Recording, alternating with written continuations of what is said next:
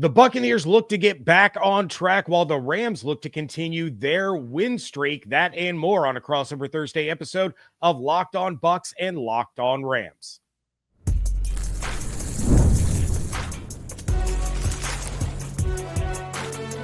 You are Locked On NFL Crossover, part of the Locked On Podcast Network. Your team every day. What's up, and welcome into this Crossover Thursday episode of Locked On Bucs and Locked On Rams, part of the Locked On Podcast Network, now the #1 sports podcast network. We want to thank you for making Locked On Bucs and Locked On Rams your first listen review every day.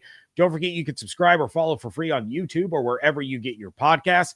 And, of course, you can follow along on Twitter. I am James Yarcho, the host of Locked On Bucs at @JYarcho_Bucs. He is Travis Rogers at Travis Rogers, one of the hosts of Locked On Rams, and we are here with you 5 days a week. And for that, I want to share our appreciation for your support of these shows. This Crossover Thursday is presented by Prize Picks. Download the Prize Picks app today and use code LOCKEDONNFL to get $50 in lineups after you play your first $5 lineup. All right, we are going to have the biggest matchups and the keys to victory coming up in a little bit, but let's start off with the biggest storylines for these teams. And Travis, I have to imagine that one of the biggest storylines has to be the absolute heater that the Rams have been on the last 5 weeks. But let everybody know what's going on over in Rams country. Yeah, you're right, James, that the Rams have played, some of their best football since we saw them win the Super Bowl a few seasons ago. That everything that, I shouldn't say everything, many of the things that they have been doing lately have really been working out. I think that as far as what's about to happen on Sunday night against the Bucs, the Rams just played their toughest game of the season against Seattle last week, and it was an incredibly physical game, and they've had a lot of guys that got placed on IR. I'm sure we'll get into that coming up here in a little bit. So they're going to be playing a little shorthanded. How much of that Seattle game did it take out of them? How much will they be banged up physically, emotionally, spiritually, whatever you want to call it, coming into this one? Because to your point, they've been really, really good for the better part of about a month or so. And, you know this as well as anybody. I'm sure your everydayers, my everydayers know this. The NFL is the ultimate week-to-week league. And, it could change like that. So another very tough opponent in Tampa Bay coming in. I'm really curious to see how they respond after having such a difficult game against the Seahawks a week ago. Yeah, and that's always kind of the problem, right? These teams get up so much for those divisional games because you know how important they are. You know how much they mean. And then the next week you could end up with a little bit of a letdown, or in a couple of situations, you'll have this non-divisional game sandwiched between two divisional games, and you kind of ride the highs and lows of that. But yeah, it's certainly, even shorthanded, the Rams are just such a good football team top to bottom, and I'll own it. I said that the Rams were going to have a down year this year. I didn't think Stafford was going to be anything close to what he's been. I thought that back injury was going to really affect the way he's been able to play, but Sean McVay has those guys playing incredible football. Devontae Adams, I mentioned it on Locked On Bucs yesterday. He's the first goal line receiver I have ever seen in my life. So yeah, it's going to be a really, really tough test. And of course, the Rams have their sights set on the Eagles in that 1 seed in the NFC. So it's not going to be easy by any means for the Bucs. But I have to take a look at the biggest storyline for the Bucs, and it's kind of a repeat of last week, right? It's the potential for Bucky Irving and Chris Godwin Jr. to play this Sunday. Both are seeing their reps in practice increase. Todd Bowles said on Wednesday that the Bucs would monitor their progress to see if either would be available in this game. But you have Sean Tucker, the running back, coming off of an outstanding game against the Bills. He's also the only running back this season to rush for over 50 yards against the New England Patriots. So we know he can get the job done if Bucky is still out. To me, the more important player to get back this week is Chris Godwin Jr., and that's because it's going to open things up for Emeka Egbuka against that Rams secondary. The Bills and Patriots both did outstanding jobs of shutting down Egbuka and really forcing Baker to look elsewhere in the passing game. And with all due respect to Tez Johnson, the 7th-round rookie, he's been really good over the last month. He's not drawing the kind of attention from defenses that they need in order to free up Egbuka to be the playmaker that we saw in the first half of the season. So You take a look at the Los Angeles Rams, they are in zone at the 4th highest percentage in the NFL. Nearly 80% of their defensive snaps are zone coverage, and that's where Ibuka has thrived. But when defenses have been able to dedicate multiple players to covering him and, force Baker to look to Tez, look to Sterling Shepard or Cameron Johnson, Baker's not going to risk turning the ball over to force the ball to Ibuka. So you need that other guy out there to take some of the attention away from Ibuka to get his hands on the ball, and that guy is Chris Godwin Jr. So Bucs fans really have their fingers crossed. They're praying to the football gods that number 14 is back on the field this week.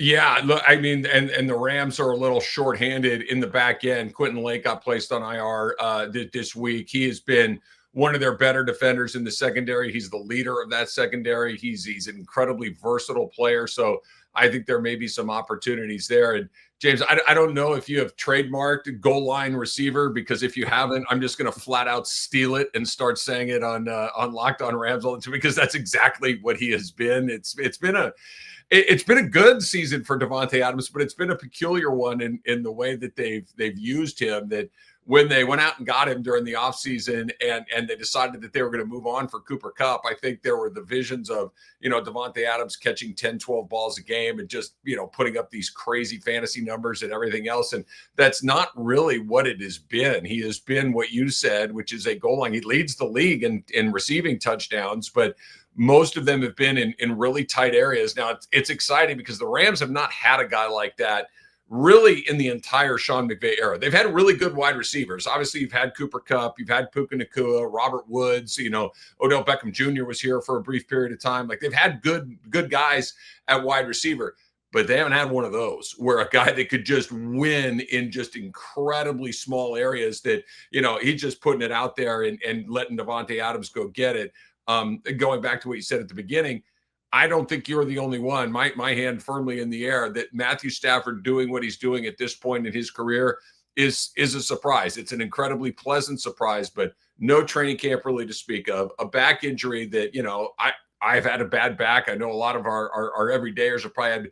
That's the scare, because it can just show up for no reason, right? You just wake up one day and it hurts and you can't quite get it back to the way that you want it to be. And he had a pretty rough day against Seattle. The numbers were pretty pedestrian, but he didn't throw an interception. They didn't get to sack him officially, but it was the first time in about a month and a half where you're like, okay, that wasn't the best thing I've ever seen. I think his MVP candidacy is still very much intact, but I'm really curious to see how he looks after that Seattle game, because Seattle really did a good job against him. Yeah, and going back to Davante Adams, something that Rams fans are going to want to keep an eye on and Bucs fans are keeping an eye on is the availability of Jamel Dean. He did not practice Wednesday. He is not practicing Thursday. He's dealing with a hip flexor strain, but he's the guy that you want out there against Davante Adams. Yeah, I something else that I talked about on my show yesterday. Adams has scored 7 touchdowns this season from 9 yards and closer. Yep. 9 of his 10 touchdowns have come in the red zone. So when you have a corner that is potentially missing this game, that has the lowest completion percentage allowed this year and the lowest passer rating allowed this year, not having him on the field, having to rely on Zion McCollum or rookie Benjamin Morrison against Davante Adams in that red zone could be big trouble for the Bucs. So definitely something that both sides are going to be keeping an eye on. Yeah, and Davante just had 1 catch last week. It was a really weird game. He had 1 catch for 1 yard, and it was a touchdown. And it was, oddly enough, it was also the 1,000th reception of his NFL career. Just a really weird day, but and he's got a little bit of a back flank, oblique thing going on that happened against San Francisco a couple of weeks ago that maybe was still giving him a little trouble. Maybe it's still one of those lingering things, but I'm really curious to see how they use him this week. Oh, and by the way, you still have Puka Nacua on the other side, which is terrifying for any defense. So. There could be some fireworks. We could have another shootout like the Bucs did last week on our hands for Sunday Night Football. But we're going to dive into those matchups that are going to change this game. That is coming up next on today's Crossover Thursday episodes of Locked On Bucs and Locked On Rams.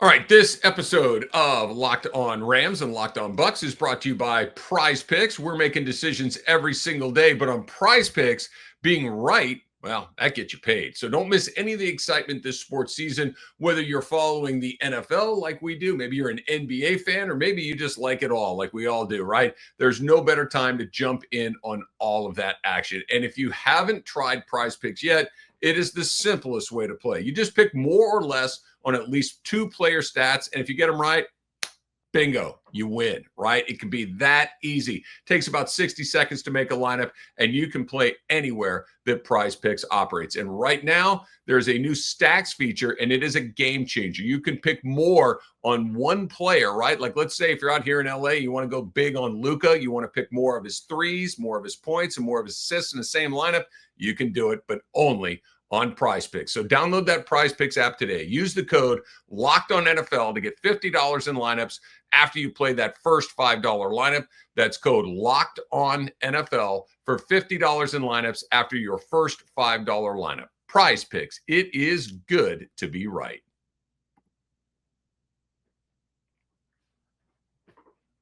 Thank you again for making Locked On Rams and Locked On Bucs your first listen review every day. And thank you for making Locked On the #1 sports podcast network. If I'm on Prize Picks, I'm just going to go ahead and take less on all of Bronny James's stats. Think I'm going to win some money there. But we're not here to talk about the Lakers. That's by the way. I think you're onto something. Yeah, I'm just throwing it out there. But let's focus on the real show that's going to be happening in Los Angeles on Sunday. That is the Bucs and the Rams. And you take a look, there's a couple of advantageous matchups for both of these teams in this game. When you're taking a look, what's the first one that sticks out where you say this could be the deciding factor, this matchup right here to turn things the Rams' way?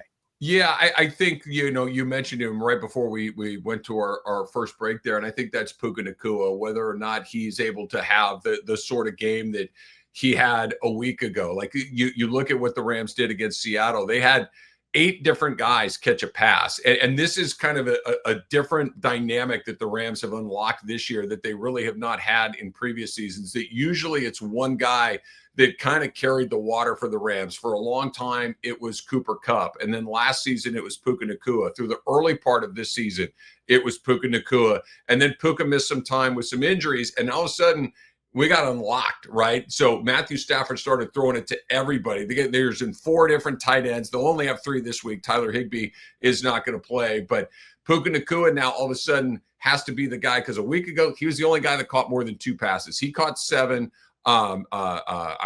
Colby Parkinson had 2, and then everyone else had 1. So if Devontae is limited the way that he was a week ago, I think that puts a ton of pressure and opportunity on Puka's plate, because that dude is a monster and he is so hard to get on the ground. So I'm looking at Puka and his ability to really carry that receiving load, because no Higbee, Adams a little bit limited potentially. So Puka's where I'm going to be focusing.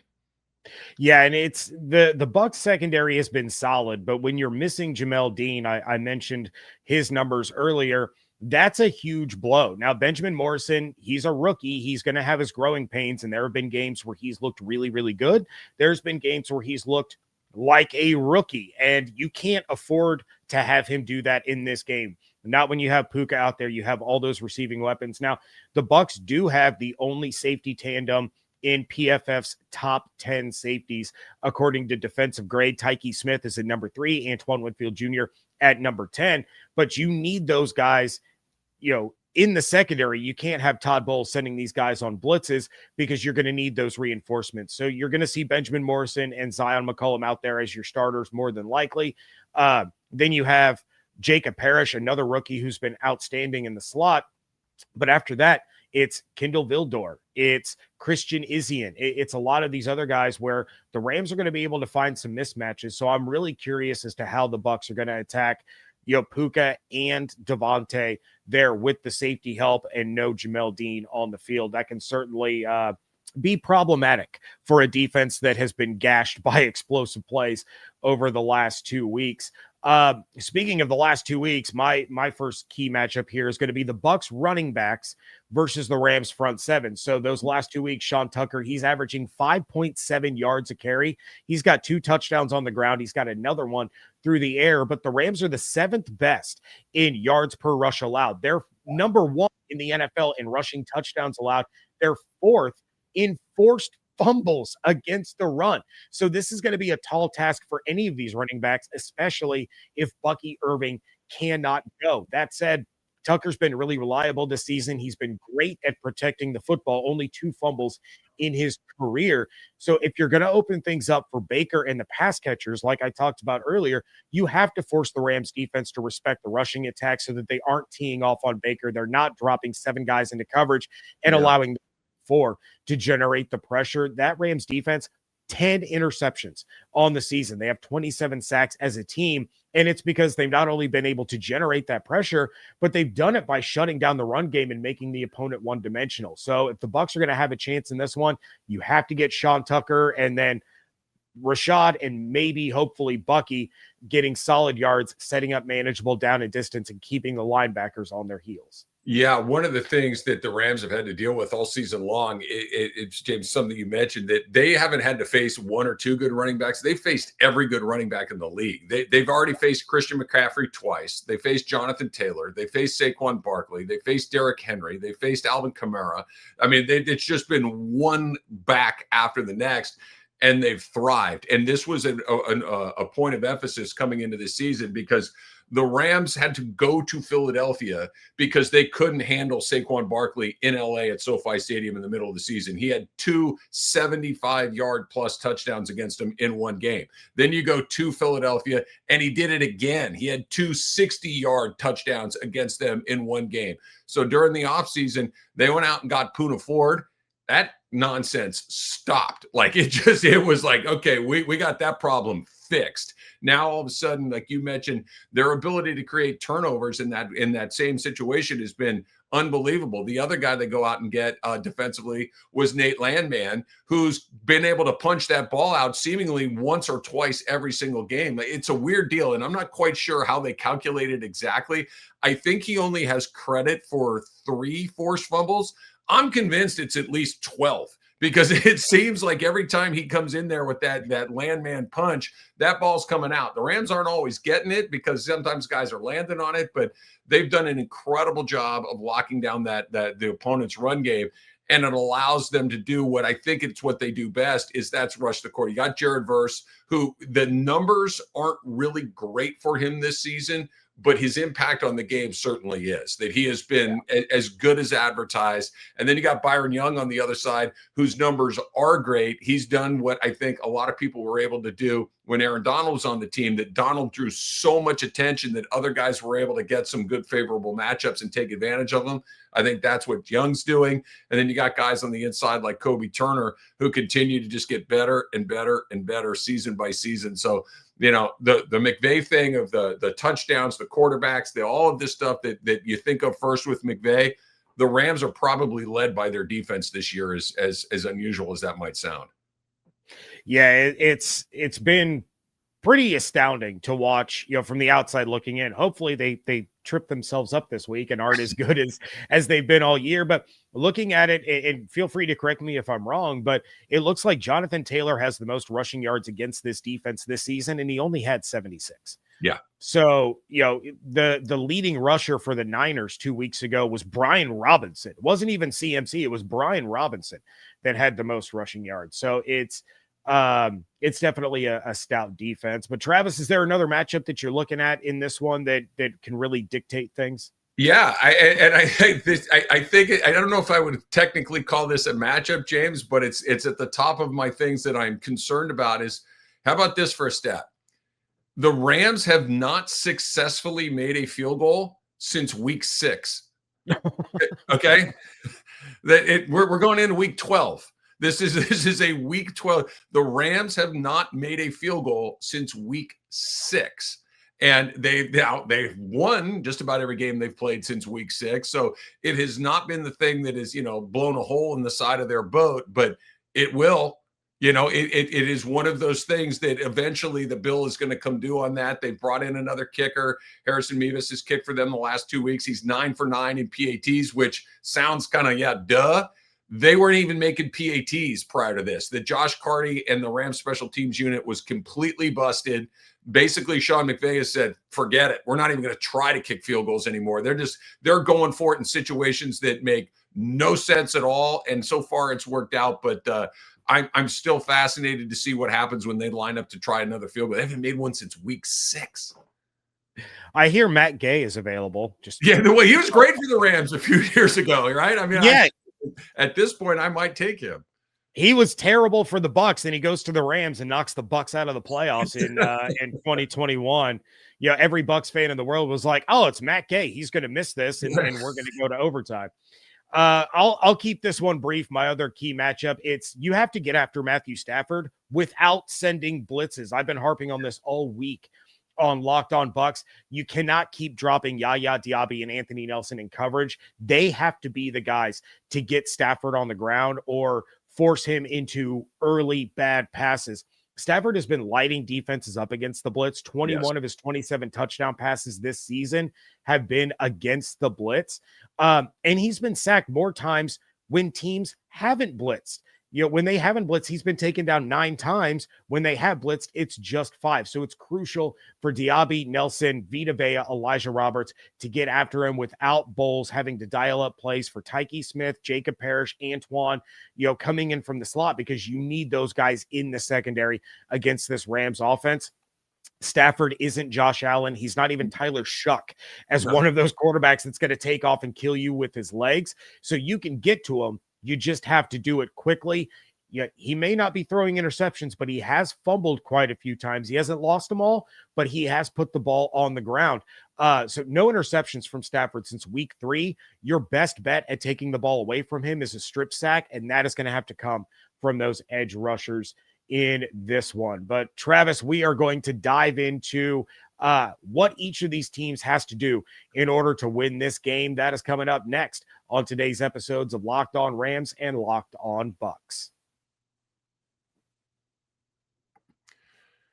The NBA is back. Bronny is back, right? And there's no better place to get in on all of that action than FanDuel, the official sports betting partner of the NBA. So let's say that you're one of these guys that likes to kind of wait and see what's happening, right? You want the start of the game to take place and you want to see who's hot, right? You want to see who's the guy that cannot miss on that night. Well, FanDuel, they got you covered there. They got live bets on everything from who's going to get that next bucket to that big fourth quarter comeback that we all love to watch. And on FanDuel, you can even combine your live bets into a same game parlay for a shot at, yep, you got it, bigger payouts. It keeps every single game more exciting, especially that game when your team is making that late push. So here's what you do.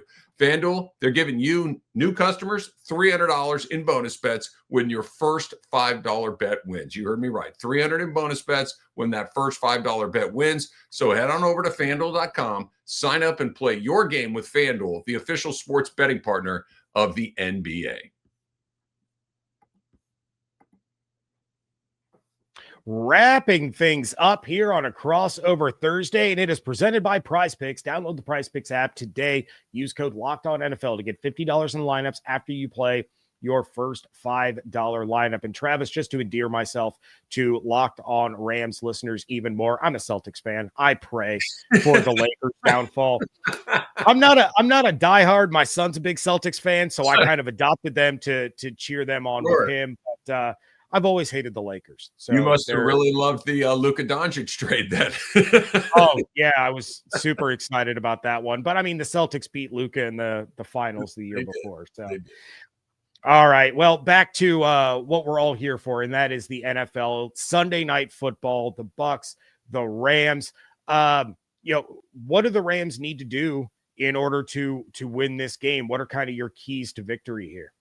I think you got to make Baker make quick decisions. I think that that's one of those things that the Rams have been pretty good about. The Rams have been pretty darn good about limiting big plays. We kind of talked about it last segment. The Rams have played against a lot of explosive players, and so far they've been really good about limiting explosive plays. You saw one last week with JSN from the Seahawks making one of the great catches you're going to see, but it was really the only very big play that Seahawks offense was able to make. So I think, like all quarterbacks, this isn't even necessarily specific to Mayfield, who, by the way, huge Baker Mayfield fan. In the limited time he was here in LA, I fell in love with the guy. I think he's super fun to watch.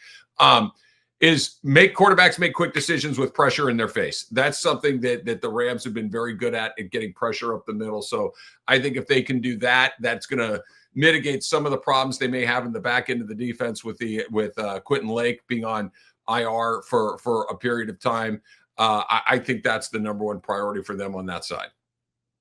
Yeah, and for the Bucs, I mean, it's pretty simple. This is a copy-paste game plan for the Bills game last week. So offensively, you have to run the ball effectively, and you have to lean on those guys to keep the chains moving. You cannot have them knocked back for 3 or 4 yard losses.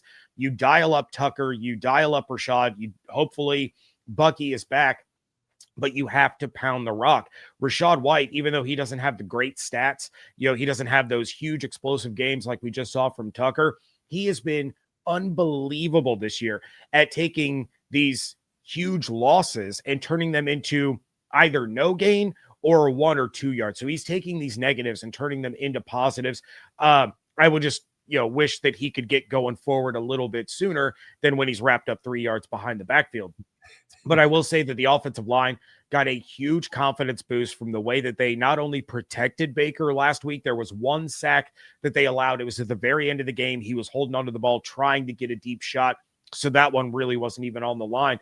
But the way that they were able to clear paths for the running backs, you have to build on that. You have to keep those long drives going with the run game, not only just to control the tempo, but also to keep a dangerous Rams offense on the sideline. And one other quick note about the offensive line, guard Ben Bredesen was practicing on Thursday. Don't know his status. He missed last week because of a hamstring injury, but if he is able to go, if he tests that hamstring out on Thursday, tests it out on Friday, and he's good to go, that's another really big boost for an offensive line that has seen 7 different starting combinations in 10 games. Yeah, that's a lot. The Rams are going to play without their right tackle, Rob Havenstein. He's gone for a little bit. Now, Warren McClendon had filled in for him earlier this season, and the fact that we didn't talk much about Warren McClendon while he was playing, I think is a very good sign. That I think he slides back in there and does a pretty good job. The other part that I'm a little interested in from the Rams from an offensive side too is, do they go back to more of that 12 and 13 personnel? Like Sean McVay lived in 11 for basically the first 9 years of his career, 8 years of his career. This year, it's been a little bit different, and they've done a lot of 12, a lot of 13. They didn't do a ton of it against Seattle. I'm curious if they go back to it against Tampa on Sunday night. But, like we mentioned at the top, Tyler Higbee, also one of those players that was placed on IR for a little while, but they still have Davis Allen. You still have the rookie Terrence Ferguson out of Oregon, who when he comes in, he's a really interesting one because, man, it feels like he's open every time he comes in, but it also, every time he comes in, it means they're probably going to throw the ball. So it's a little bit of a tell. So I'm really interested to see how they set up with their tight ends again, because that's a new weapon in the McVay arsenal. Yeah, and the Bucs struggled against the tight end position early in the season. They've really been able to get it together over the course of the last month and a half against tight ends. It's the running backs out of the backfield catching the ball that have been a real problem that has not gotten any better. In fact, it's only gotten worse. So I'm definitely going to be keeping an eye on that. But the other key for the Bucs is, I go back to last week against the Bills. You have to win the turnover battle, and you have to win the field position battle. The Bucs did not do the latter against the Bills. Josh Allen consistently had short fields to work with. If you do that against the Rams, against this offense, the results are going to be even worse than they were against the Bills. The turnovers the Bucs can do. It may not be interceptions, but the Rams have turned the ball over this season. I mentioned Stafford has put the ball on the ground, but the Rams as a whole have 8 turnovers this season. They're one ahead of Tampa in turnover differential with a +10 because over this 5-game win streak, they have those 11 takeaways on defense. You have Kyron Williams with 2 fumbles. Puka has a fumble. Stafford has lost 3 fumbles.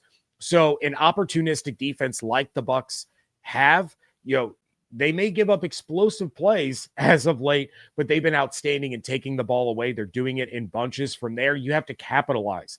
They did not do that well enough last week. You got an interception to set up 1st and goal on the Bills' opening drive of the game. You settle for a field goal. You get another interception. You punt the ball away. You get a fumble recovery. That led to a touchdown. But you get 3 takeaways and only score 10 points. That's not going to cut it in Los Angeles against this Rams team. So you have to be able to capitalize on those opportunities because they're going to be far and few between, but it can swing the game.